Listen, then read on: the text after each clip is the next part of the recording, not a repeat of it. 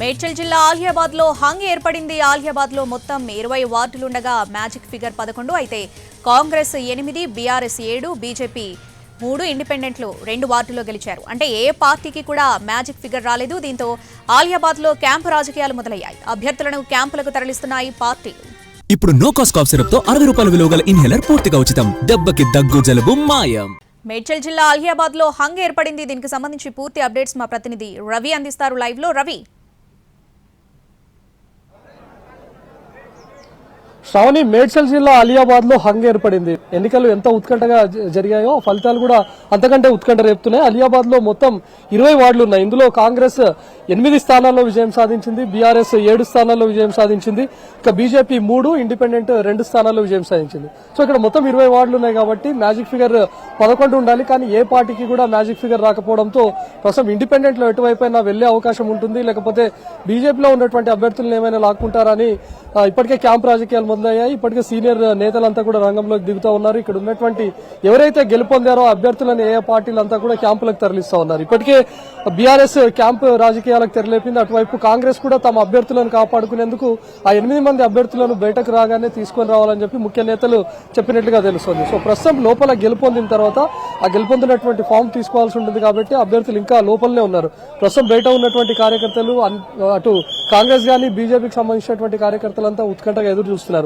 వాళ్ళు బయటకు రాగానే ఇమ్మీడియట్ గా క్యాంపులకు తరలించే విధంగా సీనియర్ నేతలంతా ఏర్పాటు చేస్తా ఉన్నారు. ఎందుకంటే కాంగ్రెస్ అటు బీఆర్ఎస్ కు కేవలం ఒక స్థానం మాత్రమే తేడా ఉంది. కాంగ్రెస్ 8 స్థానాలు, బీఆర్ఎస్ 7 స్థానాల్లో వచ్చాయి కాబట్టి చాలా ఉత్కంఠగా ఉంది. వీళ్లకు 3 అవసరం పడతారు. ఒకవేళ కాంగ్రెస్ గనక ఏర్పాటు చేయాలి, కౌన్సిలర్స్ చైర్మన్ స్థానాన్ని దక్కించుకోవాలి అనుకుంటే వాళ్ళకు 3 అవసరం పడతారు. ఇప్పటికే 2 ఇండిపెండెంట్లు కూడా ఉన్నారు కాబట్టి ఇండిపెండెంట్లు ఇప్పుడు చాలా కీలకంగా మారారు. ఇండిపెండెంట్లను కూడా ఇమ్మీడియట్ గా ఉన్నటువంటి వాళ్ళను ఏ పార్టీ క్యాంపులకు తరలిస్తుందనే ఉద్దేశంతో వాళ్ళను కూడా ఇక్కడ నుంచి పంపించే అవకాశం కనిపిస్తోంది.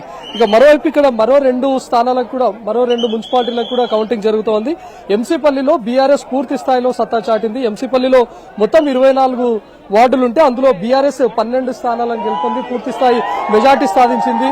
ఎంసీపల్లి మూడుచింతలపల్లి మున్సిపాలిటీని ఇప్పటికే బీఆర్ఎస్ కైవసం చేసుకున్నట్టే చెప్పొచ్చు అధికారికంగా. ఎందుకంటే మొత్తం 24 స్థానాలుంటే అక్కడ బీఆర్ఎస్ 12 వార్డుల్లో గెలుపొందింది, కాంగ్రెస్ 8 వార్డుల్లో గెలుపొందింది, బీజేపీ 1 వార్డులో గెలుపొందింది. మిగతా 3 వార్డులకు సంబంధించిన ఫలితాలు ఇంకా రావాల్సి ఉంది. ఇక ఎల్లంపేటలో కూడా హంగ్ ఏర్పడేటటువంటి పరిస్థితి కనిపిస్తోంది. ఎల్లంపేటలో మొత్తం 24 స్థానాలుంటే అక్కడ బీఆర్ఎస్ కాంగ్రెస్ మధ్య హోరాహోరీ పోరు నడుస్తుంది. బీఆర్ఎస్ 7 స్థానాలు కైవసం చేసుకుంటే కాంగ్రెస్ 5 స్థానాల్లో విజయం సాధించింది, బీజేపీ 2 స్థానాల్లో విజయం సాధించింది.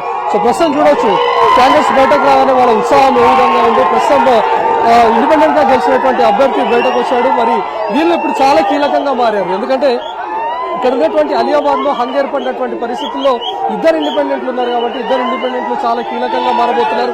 వీళ్ళు ఏ పార్టీ వైపు అనేది కూడా ఉత్కంఠ రేపుతోంది. సో ఒక్క అలియాబాద్ లో హంగ్ మినహా మిగతా ఎన్సీపల్లి మాత్రం పూర్తి స్థాయిలో అటు బీఆర్ఎస్ హవా కొనసాగింది.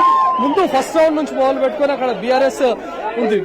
ఫస్ట్ రౌండ్ లో కూడా మొత్తం 7 స్థానాల్లో ఉన్నప్పుడు 5 స్థానాల్లో బీఆర్ఎస్ విజయం సాధించింది.